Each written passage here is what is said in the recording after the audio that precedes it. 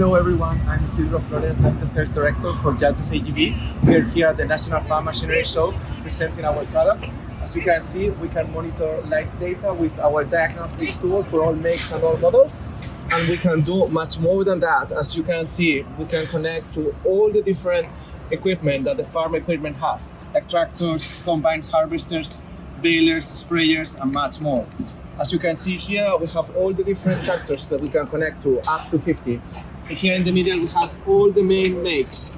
I'm gonna connect, for example, to John Deere, so you can see all the different families that we have and all the different series. We go to the 6R series, we can connect to all the different models that the John Deere has, up to 35 systems, engine, transmission, spool box, hydraulic lift, all the different systems to know the fault codes and also to perform different actions like cylinder cutout, regions, and have access to all the technical data like the wiring diagrams, maintenance information, technical data, troubleshooting by symptoms, troubleshooting by fault code, and TSBs.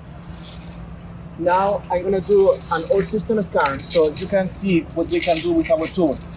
We can know where the connector is and which kind of connector we need to use.